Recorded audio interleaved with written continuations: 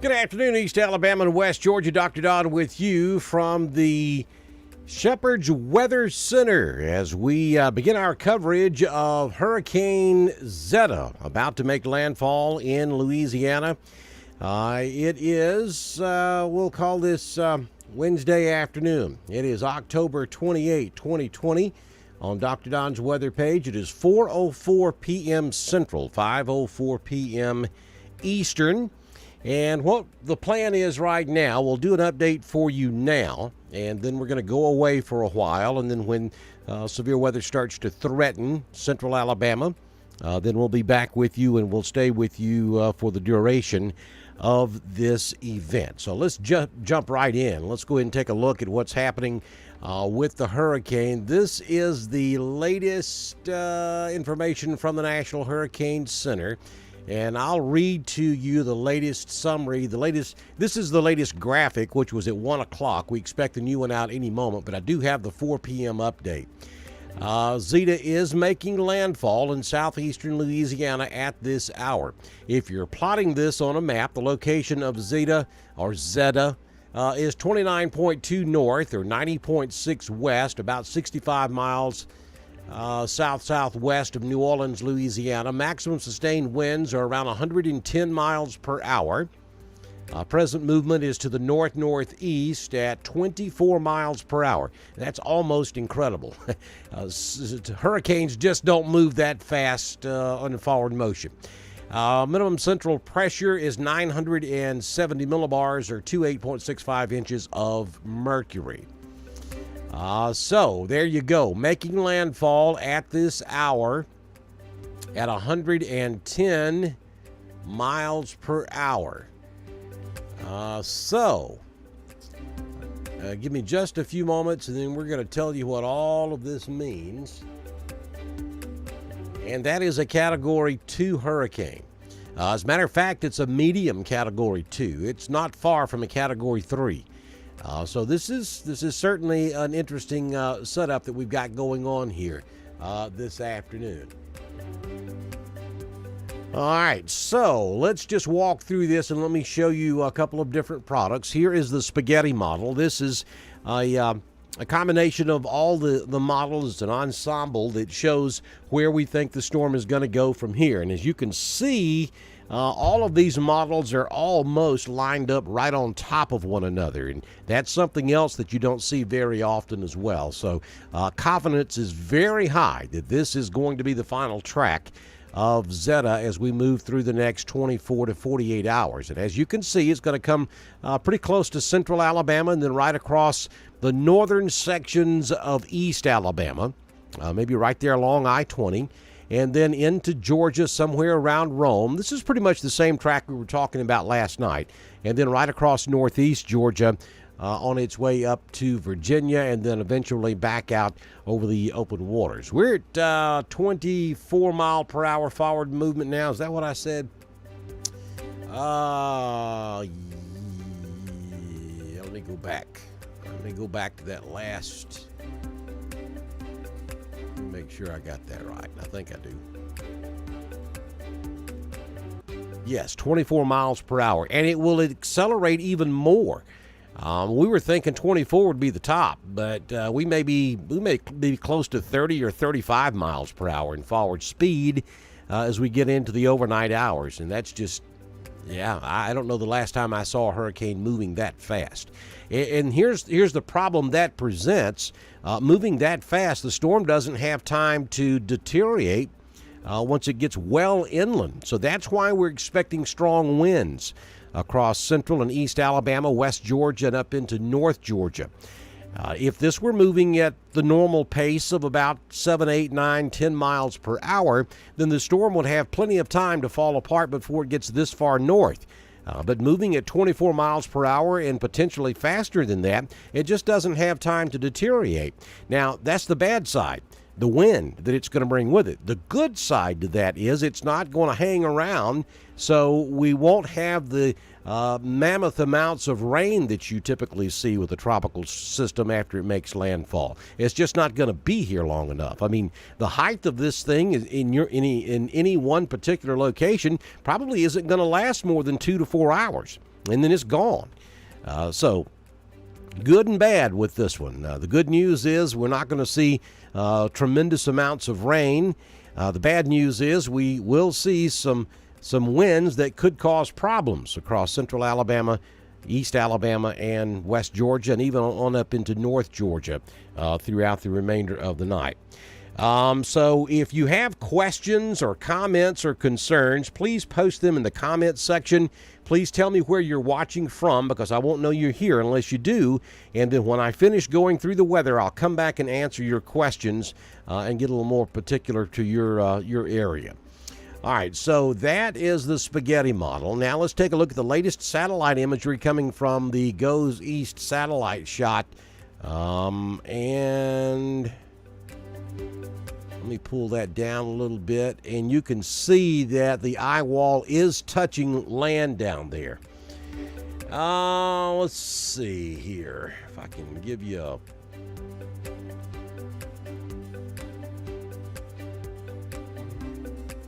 All right, we're going to have to open up a different program to see that. So just bear with me.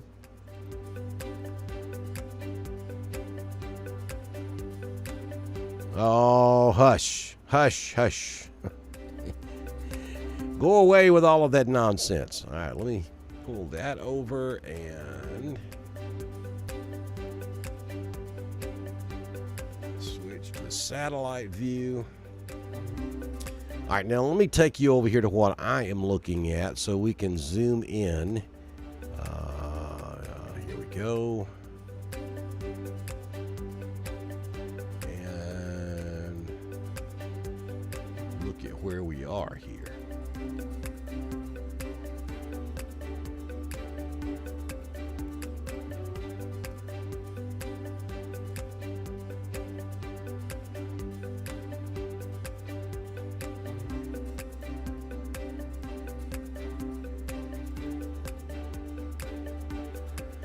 Okay,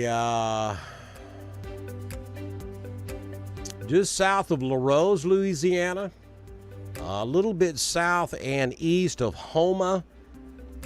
That's where Troy Landry lives down there. If you watch Swamp People, Houma.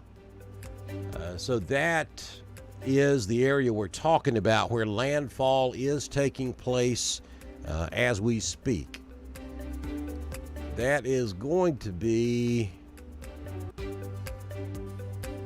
south of New Orleans. Just kind of get your bearings straight. That is New Orleans right there. Landfall is taking place right down here.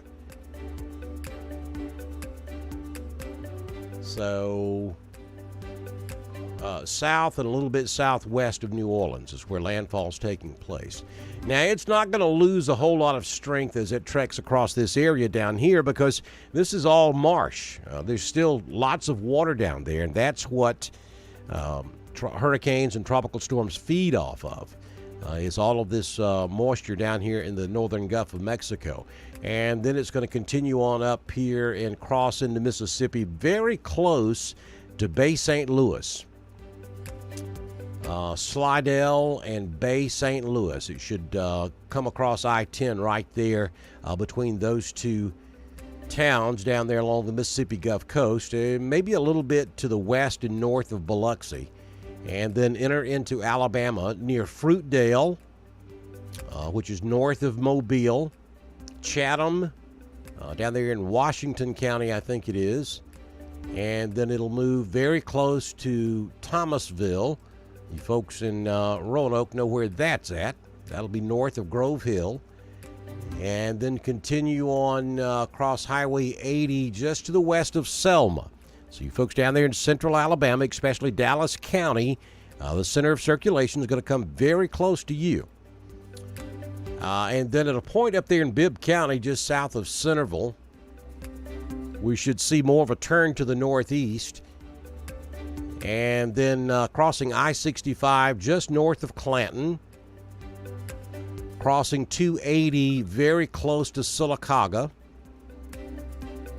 and then crossing I-20 very close to Heflin.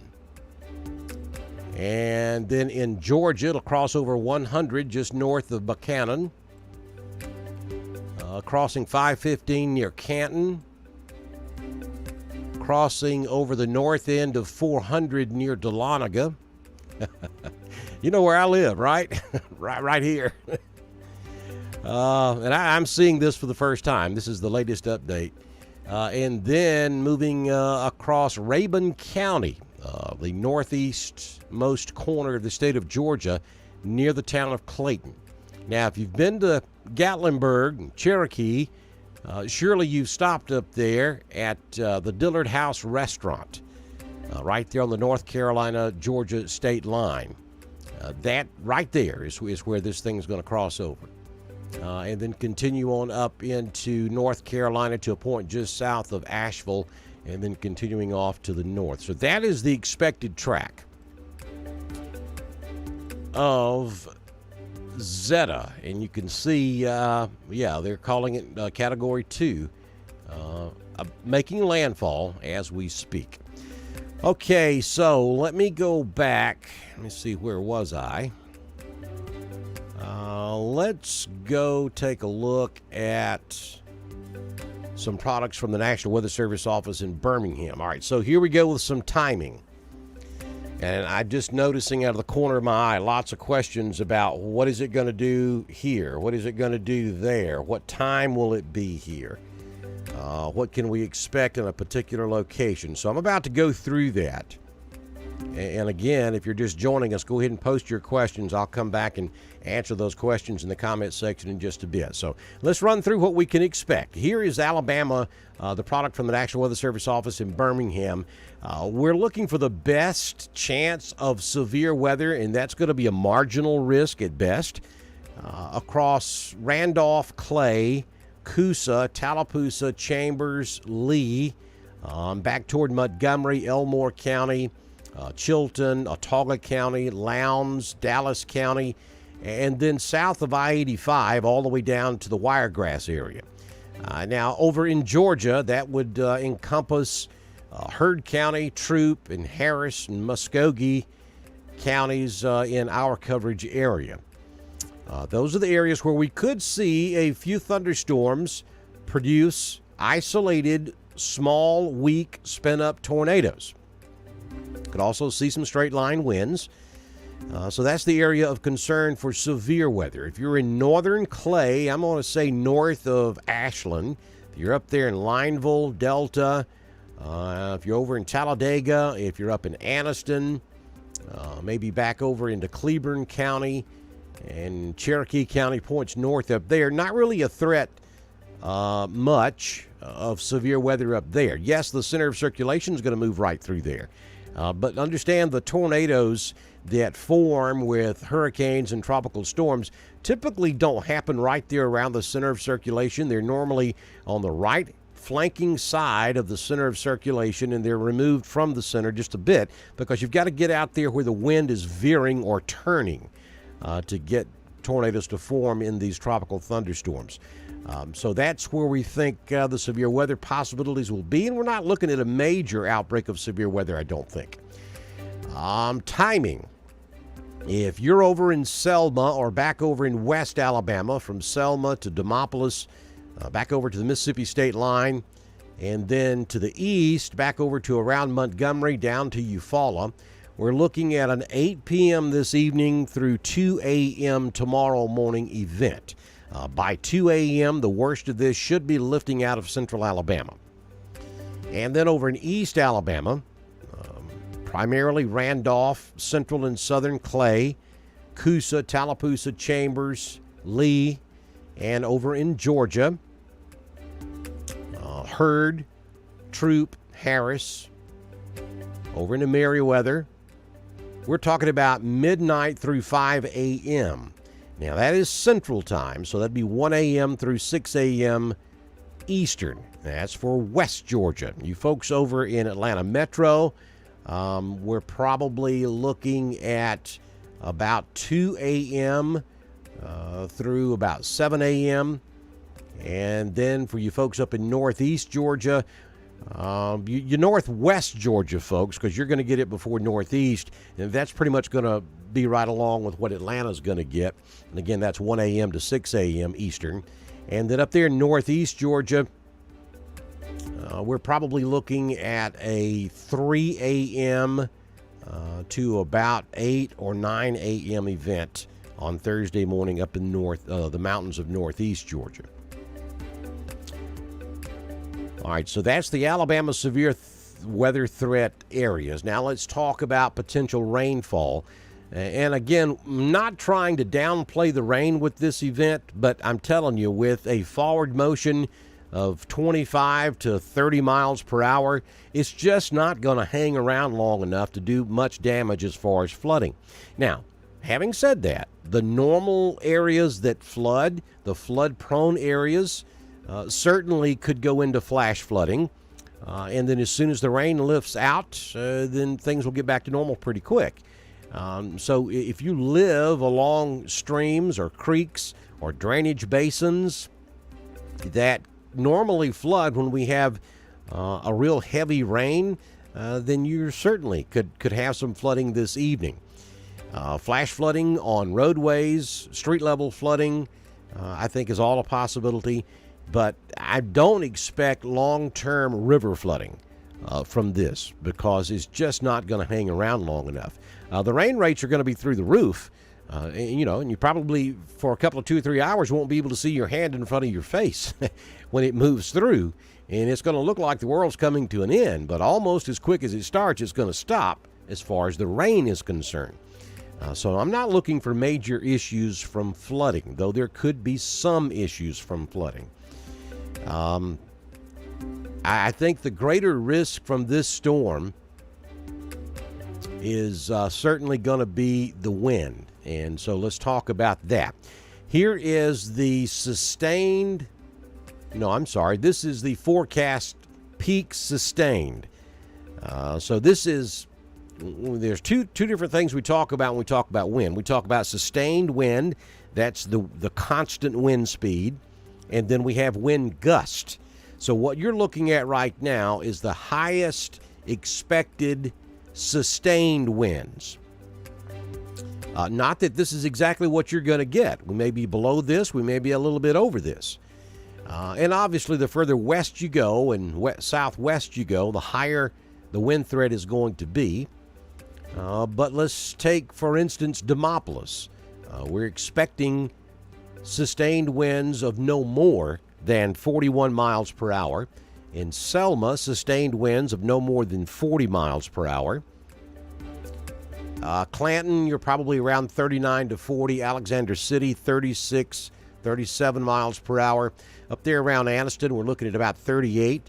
So between 35 and 40 mile per hour sustained winds will be common, I think, across East Alabama, to include all of our coverage counties of Cleburne, Randolph, Clay, Talladega, Coosa, Tallapoosa, Chambers, Lee, Elmore, and then on over into West Georgia for Carroll, Heard, Troup, and down into Harris County. That is the highest expected sustained peak winds.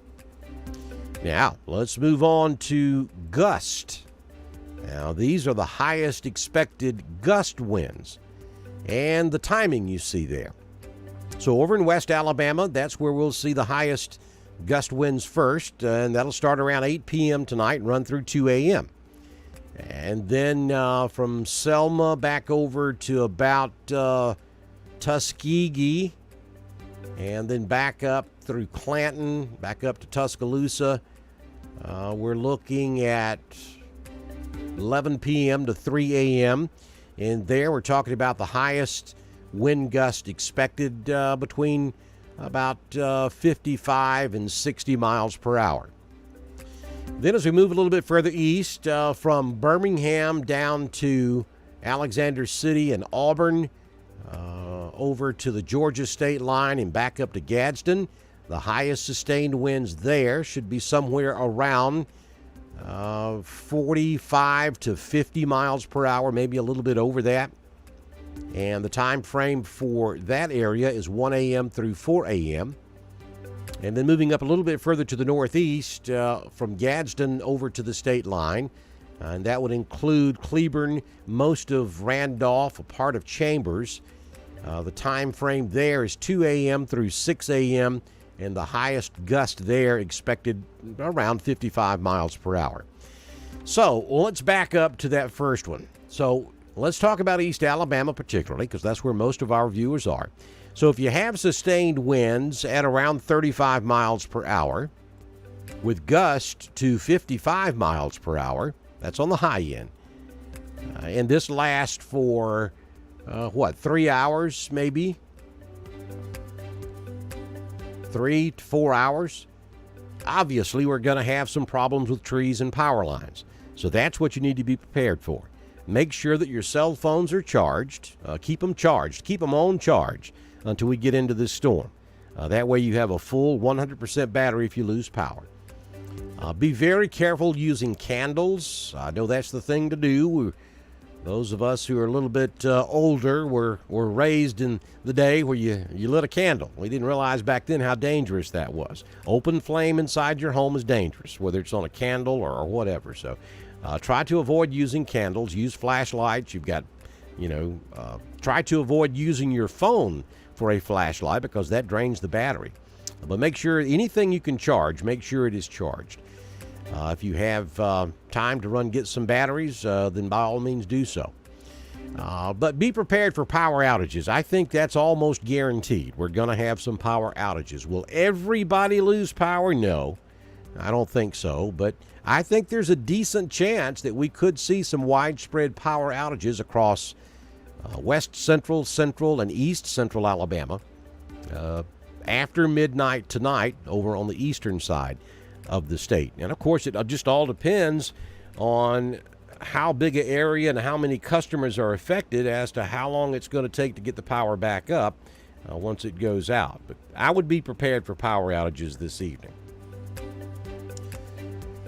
Okay, all right, so let's talk Georgia for just a few moments, especially for you folks over in West Georgia and you folks up here in Northeast Georgia that watch Dr. Don's weather page. So this is the total rainfall amounts for the state of Georgia.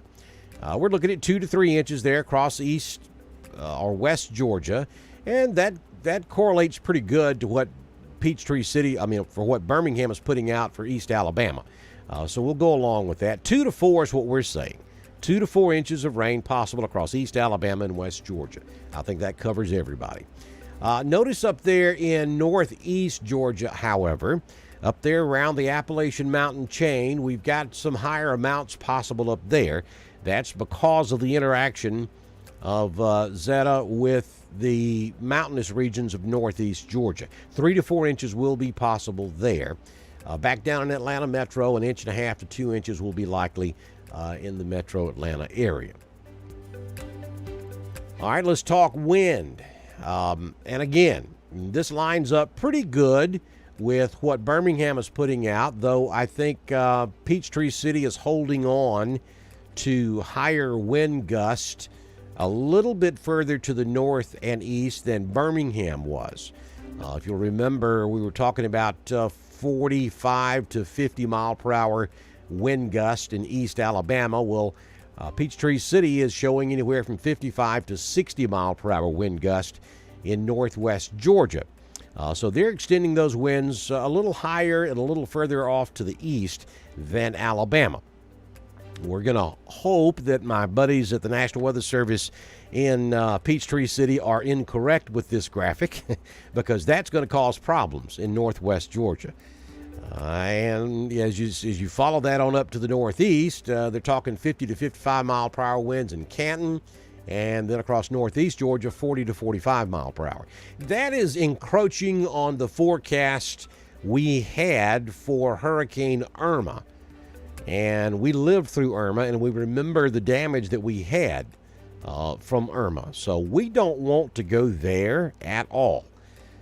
But it is possible, and I think we will see widespread power outages, especially if these numbers verify. If this is indeed what we end up getting, I think we certainly will see widespread power outages, not only in Alabama, but across at least northwest Georgia, if not northeast Georgia, from basically the I-85 corridor north. is where I would expect most of the tree and power line damage to be, if this verifies.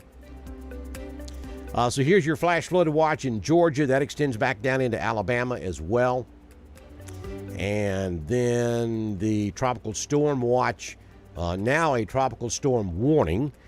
You can see all those counties in Alabama that are covered by the tropical storm warning, to include all of our counties in East Alabama, and then over into Georgia, all of northwest Georgia, down into Atlanta Metro, all the way down to Columbus, over to Griffin, and then up to Athens, and north is under a tropical storm warning. They just started issuing tropical storm warnings during Hurricane Irma several years ago. So this is only the second tropical system that has prompted tropical storm warnings this far north that I can remember. And prior to Irma, they didn't do this at all. We would be getting high wind warnings. And then if you look up there in extreme northeast Georgia, National Weather Service office at Greenville, Spartanburg has issued tropical storm watches for extreme northeast Georgia and up into upstate South Carolina as well. Yeah, here's that graphic. This graphic was done yesterday. Borrowed it from my buddies over at Mike's weather page, spaghettymodels.com. And this was done yesterday. It has not changed, hadn't been updated, and I think it's still pretty much valid. I like what this graphic is telling us. I think I don't like the fact that we may have power outages, but I like the way they've got it drawn, because I think it depicts what the possibilities are very well. And that's widespread power outages from Mobile to Montgomery to Atlanta. Power outages likely just outside of that purplish blue color, back up to Birmingham and down to Macon, and then all the way back up through northeast Georgia and up into upstate South Carolina. And then power outages are possible outside of that area also. So I'm not trying to get anybody excited or worried about losing power. I'm just being real. And I think that there is a decent chance that we will see widespread power outages during this event if it unfolds the way the forecast thinks that it will. If we get those 50-plus mile-per-hour winds, we're going to lose trees. If we get sustained 30-mile-per-hour winds, we're going to lose trees. And then as we go above that, up to 40, 50, maybe even 60-mile-per-hour winds, it's going to get even worse. So the only thing that would save us here is if this storm somehow or another loses a lot of its intensity or slows down. Now, if it slows down, which I don't think is a possibility now because it's got a cold front pushing it, but if it were to slow down, then it would lose its wind field before it gets into central Alabama, which would help us wind-wise. But if it slows down, then we evolve into a flood threat. So either way, we got a problem. Whether it's going to be wind or rain, and right now it looks like it's going to be wind. All right, so back to the Southern Union State Community College live Doppler HD radar right quick. And I'm about to go to the chat room and take a look at the questions that you have. If you have questions, post them now because I'm about to go through that list and see what you guys are talking about over there. I'm just grabbing it out of the corner of my eye. I see a lot of stuff going on in there, so I know y'all are talking. Keep it going. But here's the latest live radar, and you can see that we do have eye wall touching portions of southern Louisiana there. The eye of the storm is just offshore, just south of Houma, Louisiana. And another expected turn to the northeast should start taking place at any time. We've got forward motion of around 24 miles per hour, which is pretty incredible for a hurricane. And we may see the forward motion increase even more than that as we go throughout the overnight hours. We may get up to around 30 to 35 mile per hour forward motion. That's why the winds are going to come so far inland with this system. But we do have some light rain about to move into East Alabama. We zoom in a little bit closer so you can see what's going on. You see light rain now covering most of Talladega and Coosa. We've got light rain moving into Clay County, northwestern Tallapoosa County there just north of Ellick City. Then some scattered really light stuff over in western Randolph down into western Chambers. One small thunderstorm cell down here south of Columbus. And then you see scattered thunderstorms over here in Georgia. We go up to northeast Georgia. Well, first let's look at northwest Georgia. Not much going on there now. Then as we look at northeast Georgia, we do have some showers and thunderstorms popping up there also. Now this stuff down here south of Atlanta, these individual cells that you see, they're very small. But that'll be one area we need to watch real close for the possibility of some rotation in some of these storms as we go throughout the evening. One thing that's going to help us, this will be an overnight event, so we're going to lose the heating effects of the day while this storm is moving through Alabama and into Georgia. If this were during the daylight hours, then I think our severe weather risk would be amplified somewhat. But we still will have to watch these individual cells down here in central Georgia for the possibility of some rotating thunderstorms. Now, this stuff up here in North Alabama, right along the Mississippi state line through Columbus, Mississippi, down to about Meridian, that will continue to kind of move off to the east, northeast as we go throughout the evening. You folks up in North Alabama that's not going to receive a severe weather threat, to answer your $64 million question, yes, you're going to get some weather off of this. But it's not going to be anything severe. You'll get some of these thunder showers that'll move through North Alabama. And so the real threat is all this mess you see down here close to the hurricane. That's what's going to rotate up into southern Mississippi, into southwest Alabama, across central Alabama, and that's where our weather's going to be.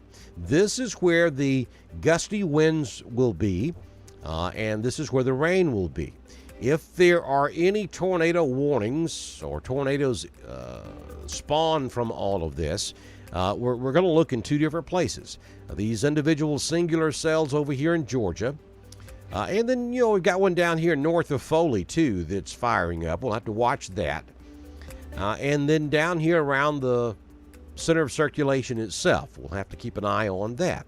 Now, keep in mind, you can't see what's out here in the Gulf of Mexico because it's not within shot of the radar right now. So there's still a lot of weather down here in the Gulf that we can't see. So this storm is bigger than it appears on this radar, and as it continues moving north, you'll see this stuff pulling up into northwest Florida. It's going to be a long night down there in Mobile, Gulf Shores, Foley, Orange Beach, back over toward Pensacola, Destin, maybe even all the way to the east over around Panama City. It's going to be a rough night with thunderstorms. All that stuff will be training up off the Gulf of Mexico up over the state of Florida, and also down here in South Alabama. You folks in Enterprise, Troy, Ozark, back over to Eufaula, down to Dothan. All of this area of southeast Alabama is going to have numerous rounds of showers and thunderstorms as this storm moves to the north and to the northeast. So that's kind of where we stand right now. Once we start to see the storm get into West Alabama and we start seeing wind gust and wind reports, and well, look, we just got a tornado warning as I was talking. So and it's this area that I was talking about just north of Foley that we were going to have to keep an eye on. How's that for verifying what your weatherman's telling you? It happened right before your eyes. So this is a tornado warning just issued. This is the first one of the day. As far as I know, and this is moving to the north, a little bit to the northwest, and this is going to run right over Atmore, Alabama, if you know where that's at, down there just south of 65. If you go down there to Gulf Shores, you know where Atmore's at. It is to the west of Bruton. It is to the northeast of Bay Minette. So if this storm holds together, it's going to continue off to the north. It'll move very close to Atmore and then cross I-65 there, just north of Atmore, and continue off to the north. So that is exactly what I was just talking about. These individual storm cells, we're really going to have to keep a close eye on them.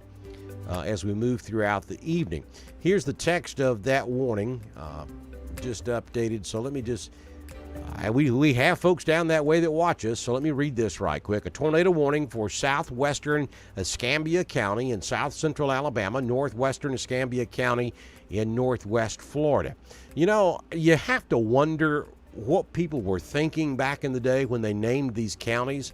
I mean, you have two Escambia counties right there side by side. I mean, you know, we have the same problem, Alabama versus Georgia. There's a Randolph County, Alabama, a Randolph County, Georgia. They're not that far apart. There are several counties in both Alabama and Georgia that have the same name that they get things confused all the time. I don't understand that. All right, so the tornado warning is in effect until 5 p.m. At 4:36 p.m., a severe thunderstorm capable of producing a tornado was located 10 miles northwest of Milano or 15 miles south of Atmore, moving off to the north at 40 miles per hour. So there you go, moving north at 40 miles per hour. That tornado warning is in effect for Escambia County in south central Alabama and northwestern Escambia County in northwestern Florida until 5 o'clock this afternoon. So, yeah, that's what you want to look for, these individual cells sitting out here by themselves. Those are the ones that, and here's why. You see the hurricane is spinning counterclockwise. So when these individual cells come in off the Gulf of Mexico and they get caught up in that outer feeder band, they will turn to the left. Well, as they start turning to the left, then the storm structure starts to twist. And that's where the rotation comes from. And that's why we're going to see some of these storms go severe with the possibility of producing thunderstorms that could have tornadoes embedded in them. And the thing about it, these will be very quick spin-up tornadoes. Almost as quick as they get the warning out, these things will dissipate. So just be mindful of that as we go throughout the evening. All right, I'm going to leave the radar up there so you can kind of watch what's going on. And let me see if I can get the chat room up here where I can see it. And then I'm going to scroll back up to the top.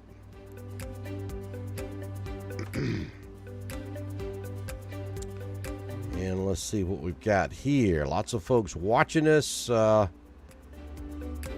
the interest of time, I'm not going to give everybody a shout out right now. Now, when we go into wall-to-wall coverage later tonight, when there's not much going on, I'll give everybody a shout out. But in the interest of time, I'm not going to do that right now. I'm just going to see if anybody has any questions.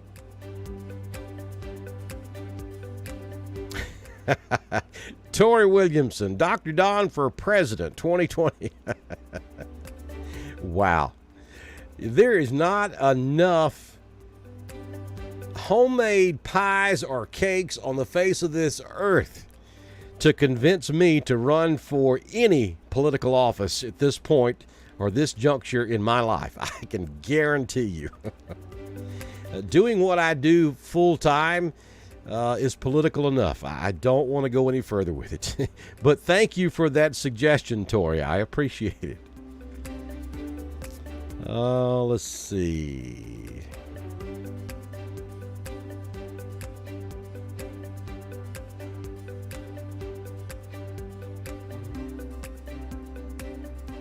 I'm just scrolling through here to see if anybody has any questions.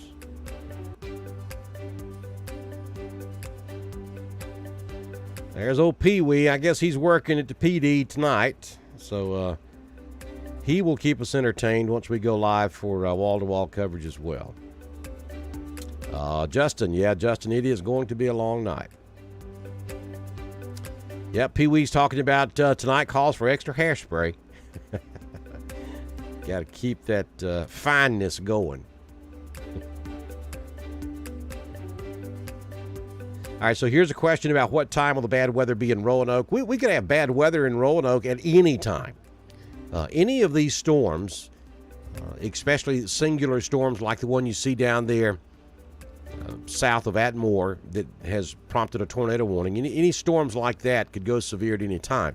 Now, I know what you're saying. You're asking about the tropical storm weather. the weather that's centered around the center of circulation.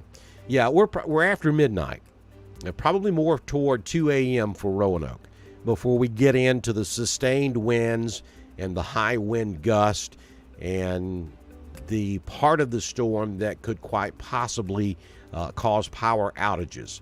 I kind of went around the world right there. But to answer your question, Lisa, we're probably looking at around after midnight, certainly probably around 2 a.m. before we start to get into the height of the storm.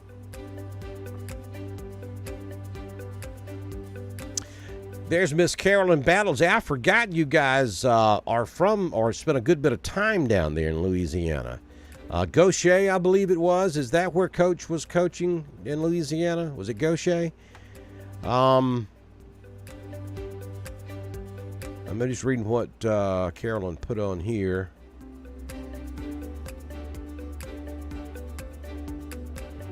Yeah, she's talking about she's got friends down there, and they can't believe that we're having to watch for this thing this far removed from the coast, and that is pretty amazing. But the reason that is because of the forward motion, because we're looking at a 24 mile per hour forward motion right now, and that's probably going to go higher. We may be looking at 30 to 35 miles per hour by the time it gets into East Alabama.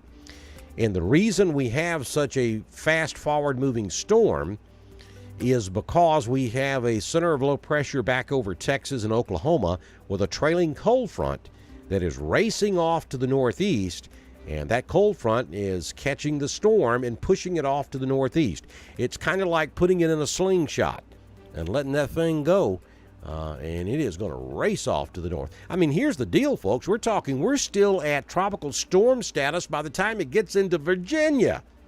I mean, that's almost, I don't know that that's ever happened, that we have a landfalling hurricane in Louisiana and we still have tropical storm status over Virginia. As a matter of fact, we're still at tropical storm status at 1 o'clock Friday afternoon. But, of course, now by that time, it's back out over the Atlantic. So it may re-strengthen once it gets back out over open waters. But there's pretty amazing stuff going on right here. And, I mean, is so apropos. It's 2020. So, Miss Battles is talking about please get everything out of here by Friday. Senior night. Clay County's coming to town. At right field, big, huge football game in Roanoke, and I'm happy to tell you that it's going to be near perfect weather for the game of the century at right field in Roanoke on Friday night. It will be near perfect. Certainly no chance of rain. It's going to be cool. Stars should be shining above. It'll be a great night for high school football all across East Alabama and West Georgia. All this stuff will be long gone by that time. Matter of fact, by Friday night, this storm may be in a different country as fast as it's moving. I just hope it stops at some point and doesn't come back around. As crazy as 2020 has been, it wouldn't surprise me.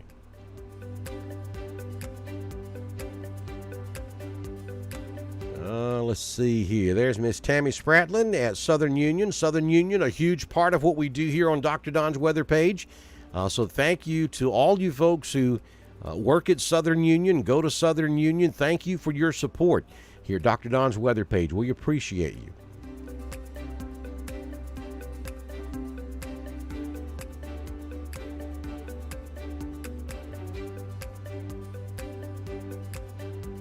A lot of folks watching us from all over East Alabama and West Georgia. We greatly appreciate it.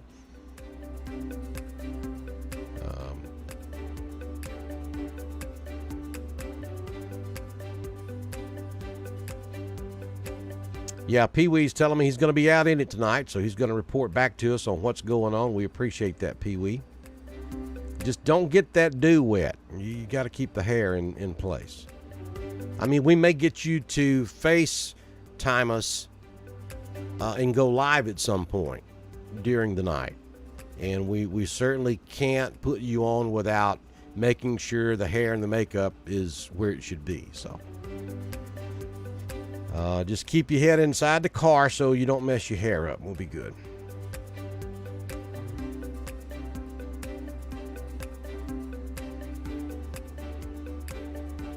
Victoria is watching us over in Habersham County.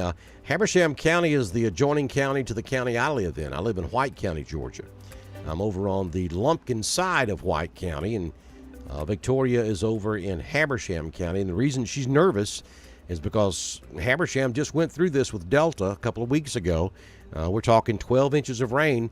I was actually out on the Chattahoochee River earlier today looking at damage. We're still finding things that flooded during Hurricane Delta a couple of weeks ago. I was at a place today on the Chattahoochee River. I was on the White County side, but they had 27 feet of water above normal river level on the Chattahoochee River on the White County side of the river. And there was documentation of it, so it did happen. Which is pretty amazing. So that's why Victoria's a little bit nervous. They haven't even finished repairing everything from Delta, and here we go again. Another question about what time it'll hit Roanoke. After midnight, probably more toward 2 a.m. Your window of opportunity, I think, for Randolph County and most all of East Alabama will be from 2 a.m. through about 6 a.m. There's going to be about 4 hours there, the height of the storm, 3 to 4 hours, and then it's out of here. After midnight, probably between 2 a.m. and about 6 a.m. will be the height of it for most of East Alabama.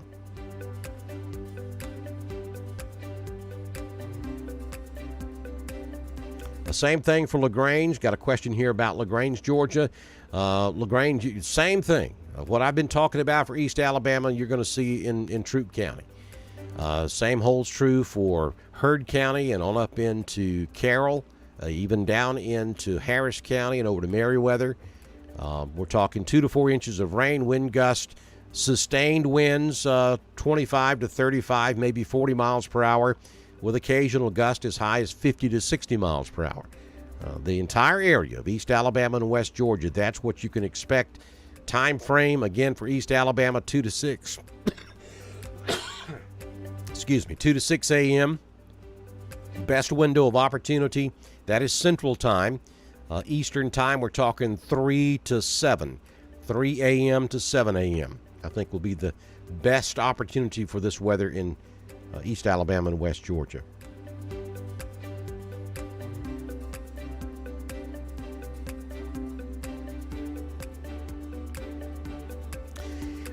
Joanne Kramer, her post was 55 to 60 miles per hour with a shocked emoji. Yeah, and we were really not talking about gusts that high until around noon today.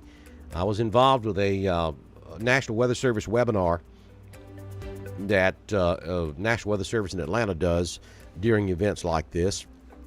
And I was a little taken back when the meteorologist started talking about that, because up until around noon today, we were, in Georgia, we were thinking 35, maybe 40 mile per hour peak gust. Now that's 55 to 60 mile per hour peak gust, that's a significant difference. And that's getting up there in the range of what we saw with Irma. And Irma kicked butt across Alabama and Georgia. I'm just going to put it bluntly. I mean, it was bad.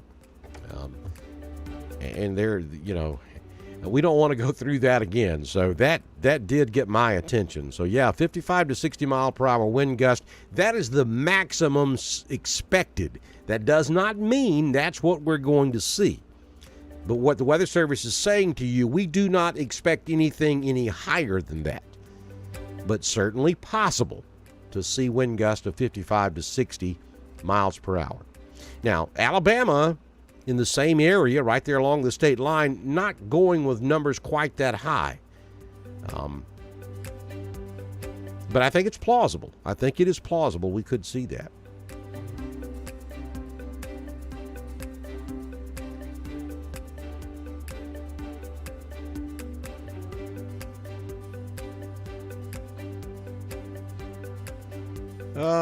There's one of one of my hometown peeps watching us down there in Prattville, Alabama.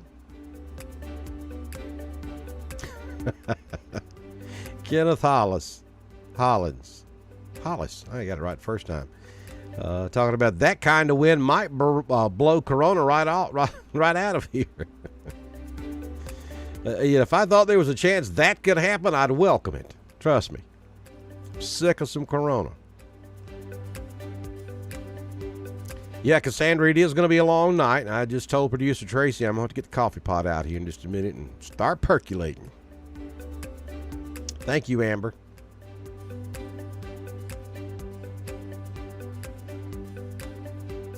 Thank you, Cassandra. Appreciate the kind words.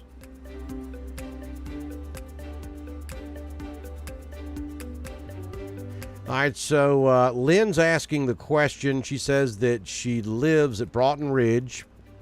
They're just north of Roanoke. And works at Cheehaw. And will be staying the night here. I guess you're saying you're going to be staying at Broughton Ridge tonight and then driving up to Cheehaw in the morning. We're still talking 50 to 55 mile per hour gusts, maybe as high as 60 on Broughton Ridge. I'm not 100% clear on your question, so I'll just tell you about both places. Now, if you work up at Cheehaw on top of the mountain, understand the higher you go in elevation, the greater the chances of higher winds will be. So Cheehaw being up there in the clouds, much better chance of seeing this kind of wind up there than it will be on Broughton Ridge.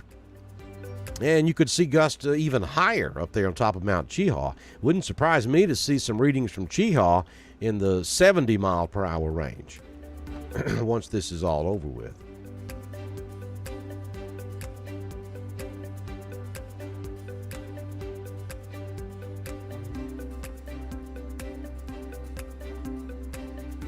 Okay, Chris is saying Molino.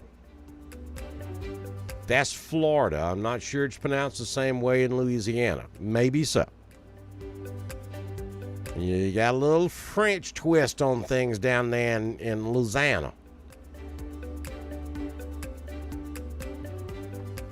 And that's what I was referencing, was Louisiana.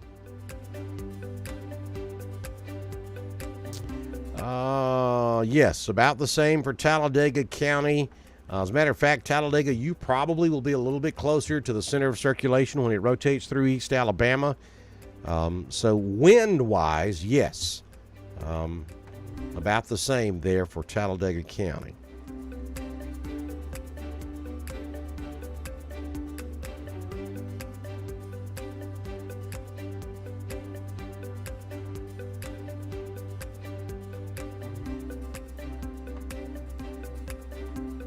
All right, Pee Wee, I'm going to hold you to that now. If we start getting some stuff down there, you need to be letting me know.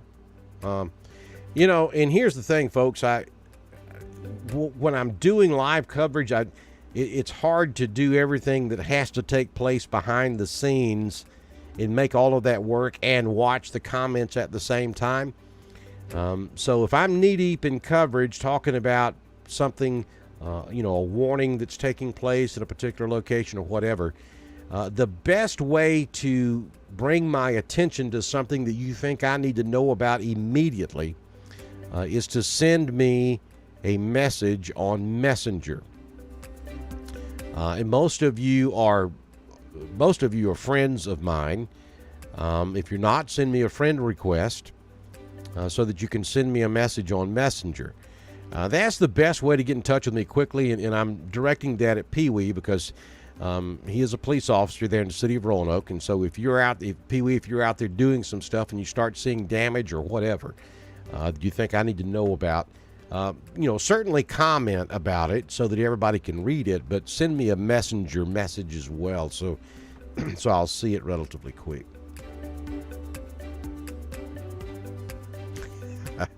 Yeah, makeup. Make sure you go to makeup before you call me or FaceTime me tonight. So you gotta look good. Well, I know you think you look good naturally, but I'm just saying.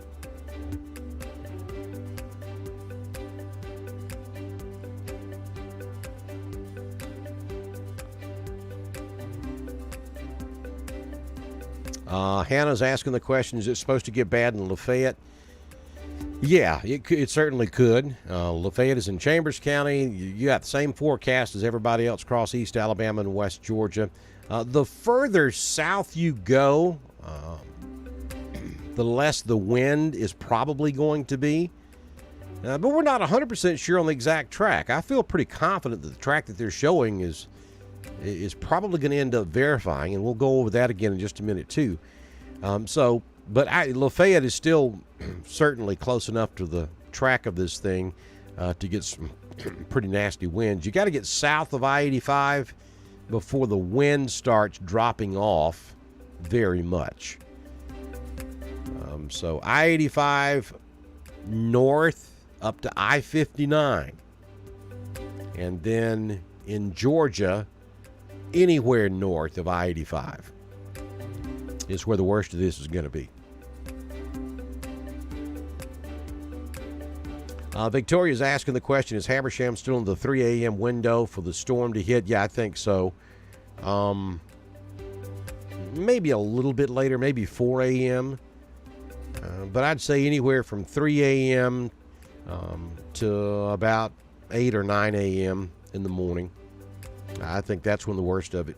It won't last that entire time, but I think there's the 3 to 4 hours of the height. Here's the thing, though. By the time the storm gets up here in northeast Georgia, heck, we may be looking at 30 to 35 mile per hour forward motion.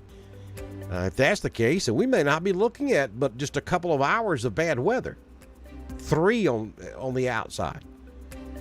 So it's going to depend on the forward motion increments that it goes through as it picks up forward speed.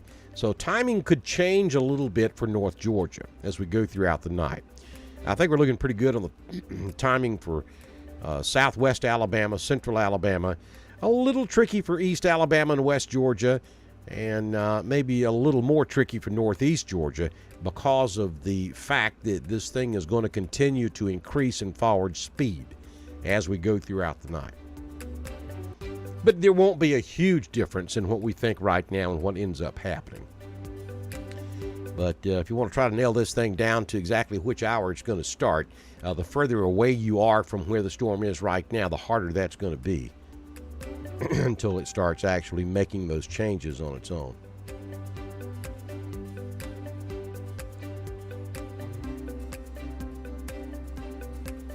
I will tell producer Tracy you said thanks, Miss Deborah. Appreciate you saying that. She does have to put up with all this nonsense every time we do it. So,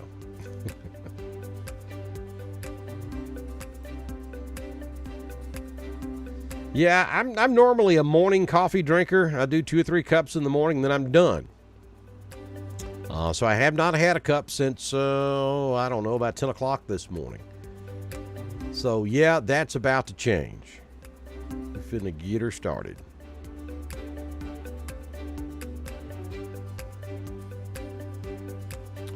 Question from Daryl Tucker. Says he's leaving Savannah at about 8 o'clock Eastern tonight. How bad the wind? About 12 noon. I'm not sure I follow the question. And where are you going to, Daryl? That's the question. If you're leaving Savannah and coming north, up into North Georgia, if you leave at 8 o'clock, you should be able to get up into North Georgia before the worst of the winds get into North Georgia. If you're going west, back over into central Mississippi or maybe over into Louisiana, you're going to run right through the middle of it, and that would not be advisable. If you're going northeast, back up into South Carolina or North Carolina, you'll be perfectly fine.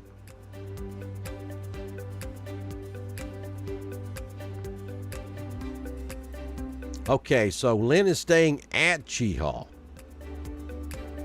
Okay.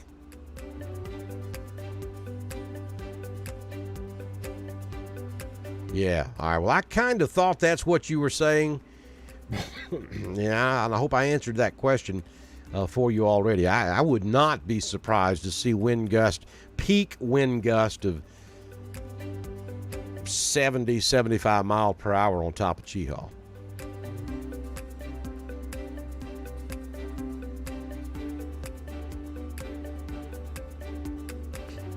Don't let that modest woman kid you. It's not all me. She does help out.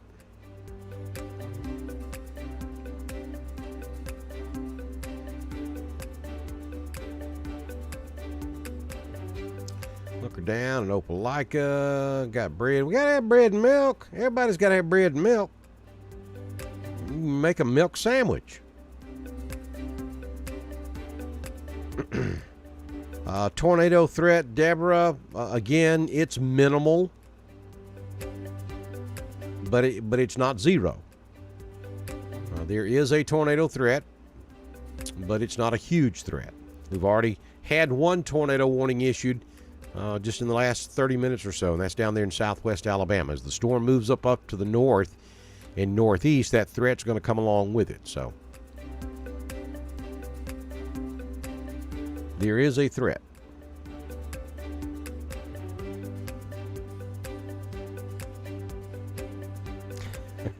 See, but Deborah's 100% correct.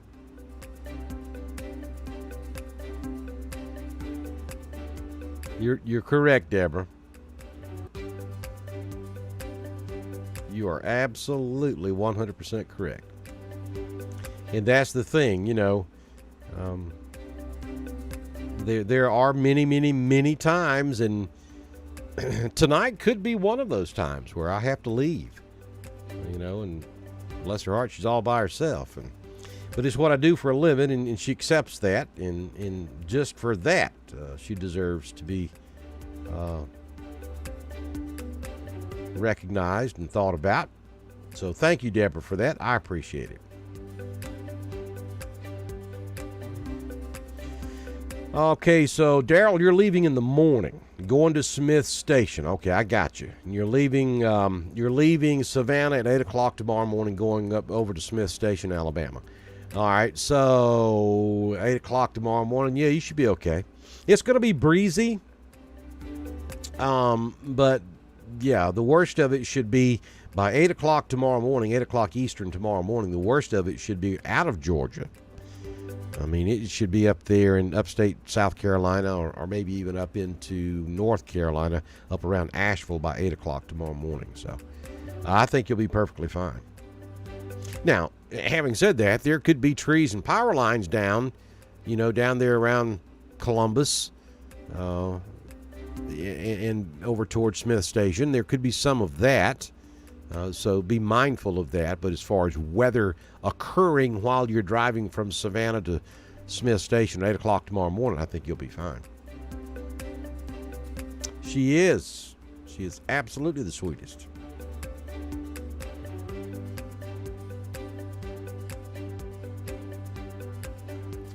Okay, folks, what we're going to do now is I'm going to show you the expected track one more time real quick, and then I'm going to step aside for a little while and probably not come back until it's necessary, because it could be a long-duration event, and then I could end up out doing damage assessment all day long tomorrow. Certainly hope I don't. So I'm going to take advantage of every opportunity I can get between now and this thing getting underway to rest up a little bit. So let's go talk about where the storm is now and where it's going to go. And the first thing I want to do is look at one thing right quick before I do that. Okay, that's still the same info. All right, so here we go. We're gonna follow the track, and again, folks, this is model guided information, and what you're looking at is live. This is the live Southern Union State Community College live Doppler HD radar, so it is correct. But then the track of where we think the storm is going to go is driven by models. That's the point I was trying to make. So we have landfall. This little hurricane emblem icon down here is not in the right place. And you can clearly see that. Here's the center of circulation. Let's see.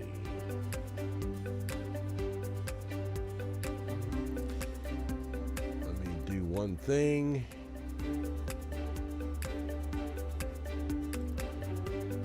Draw it right quick. There is the inside of the northern part of the eye wall.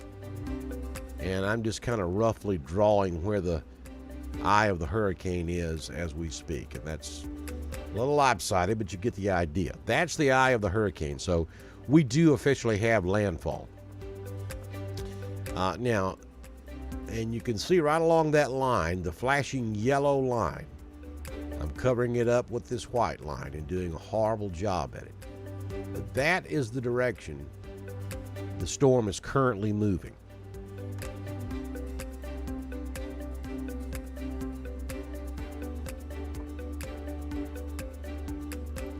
And let me turn the telestrator off. And we're going to go north. All right, so going to cross I-10 between Slidell and Biloxi. It's going to move a little bit to the right of New Orleans, and then cross I-10 between Slidell and Biloxi,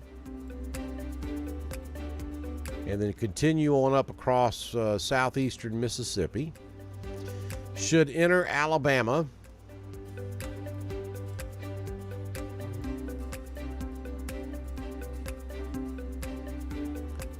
Just to the west of Chatham. That's down there in Washington County, I believe it is. Or, yeah, I think so. But anyway, it's going to come in right there near Chatham, Alabama. Continue off to the north, moving at a point just to the west of Thomasville. Should clip the extreme northwest corner of Dallas County. Cross 80 out there just west of Selma. So it'll cross 80 between Selma and Demopolis. Come very close to Marion, up into western Chilton County, and then should start to turn back to the right just a little bit as well, up there in Chilton County. Come across into Talladega County between Childersburg and Sylacauga. Maybe run right there along the Clay County, Talladega County line, crossing I-20 there near Heflin, and then over into Georgia, crossing 27 just north of Tallapoosa, south of Cedartown, crossing 75 right there, Cartersville, and then on up into Lumpkin County, just north of Dahlonega. Maybe riding the Union, Lumpkin, White County line. That's the Appalachian Trail right there. So crossing over the Appalachian Trail there in extreme northwest White County. Just barely touching southern Towns County. This is northeast Georgia we're talking about. And then coming right across Rabun County and right over Dillard House. Up there, Mountain City, right along the North Carolina-Georgia state line. If you've never eaten up there, you gotta do it. Trust me, you'll thank me later. Good food.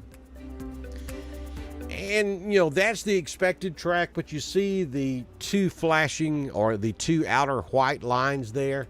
The one down here that goes through Atlanta and the one up here just south of Chattanooga. So the storm could track anywhere inside of these two white lines.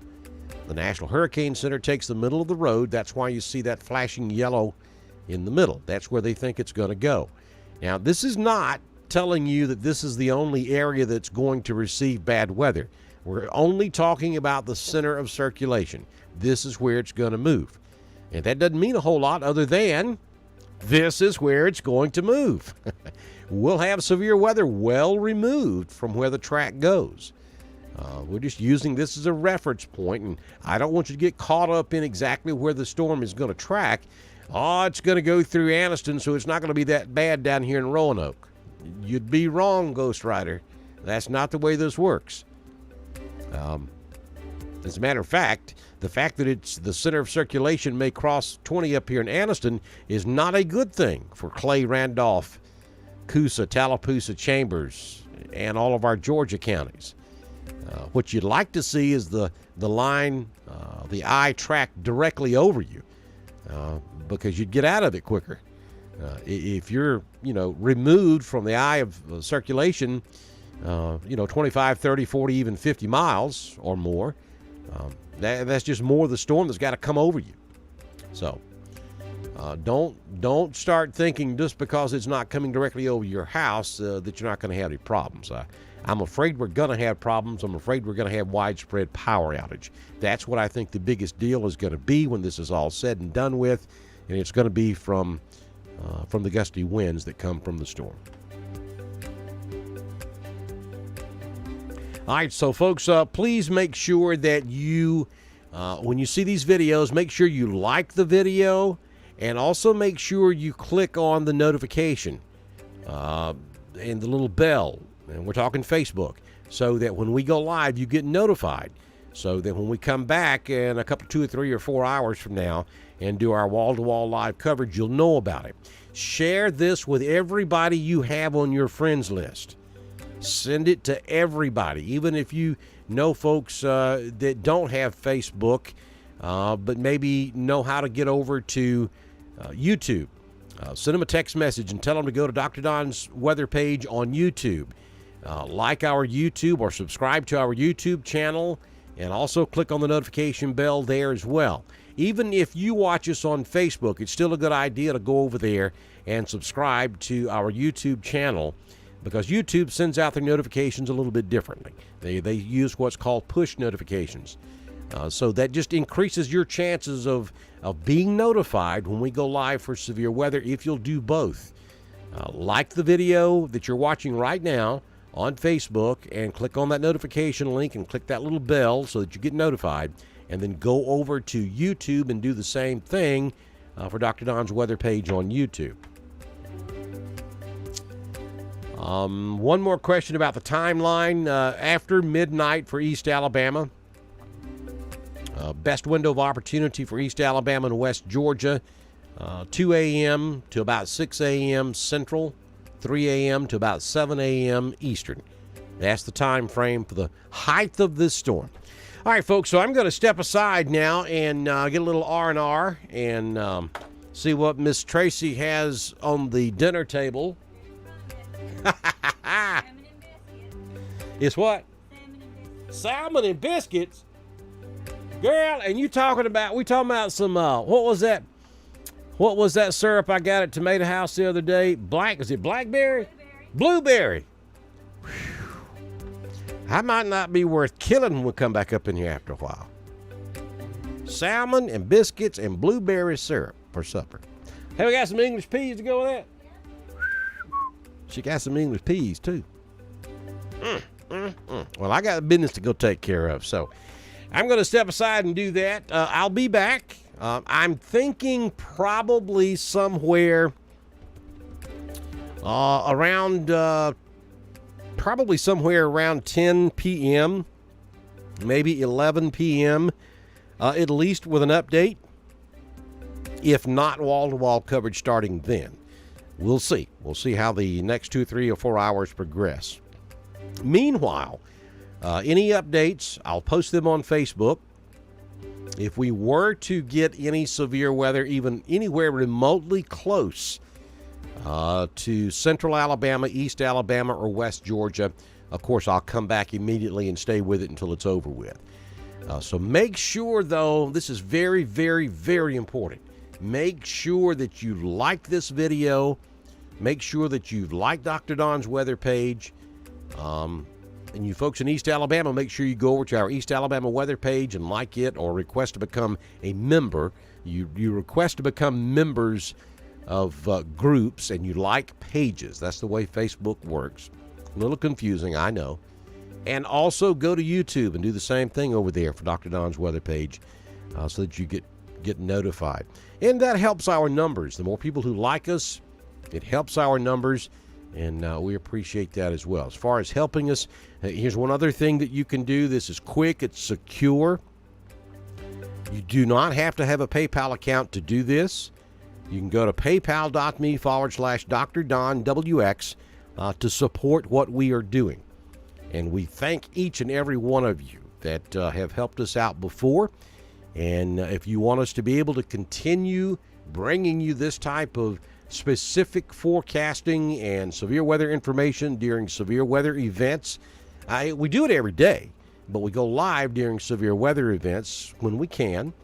And to help ensure that we can continue to be able to do that, we humbly ask that you go to paypal.me/Dr. Don WX and do whatever you can to support us. Does not have to be a lot. Just whatever you can afford to do is all we're asking for. So we ask you to do that. And then, if you don't have time to write this down, go to any of our videos. And the link will be right there above all of our videos. All you have to do is click on it, and it'll take you over there. All right, folks, so I'll be back after I get through with this salmon and biscuit that Producer Tracy's got going on the... You cooking that on the wood stove? Yeah. We mountain folks, y'all. We live up in the middle of nowhere on the side of Waka Mountain, Georgia. Here's a funny, and then I'm going to let you go. So... one of my grandchildren, it's the one that lives in North Carolina, on their way to visit with us a couple of 2-3 weeks ago. And Samantha, my daughter, was explaining to him where we were going. We're going to Peepaw's house.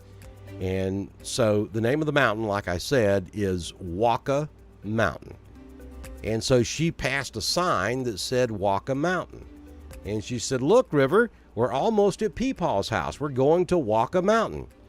Well, his translation of Waka Mountain was Monkey Mountain. Monkey Mountain. So now, every small hill that they pass, much less any mountains that they pass, he starts screaming Monkey Mountain in Peepaw. So... you young folks don't get it. I understand. But when you have that first, your grandchildren, and all of my other grandchildren were up here last weekend. We went and did the pumpkin thing. And they're a blast too. But when you start having grandchildren, you'll understand the significance of one of your kids doing stuff like that. It's amazing. I don't even know how to describe it. But anyway. All right, so I'm gone. I'll be back here in a little while, and we'll continue to watch Hurricane Zeta as Zeta continues to make landfall and move north across Alabama, and will probably cause us some problems before this is all done. So y'all stay with us on Dr. Don's weather page.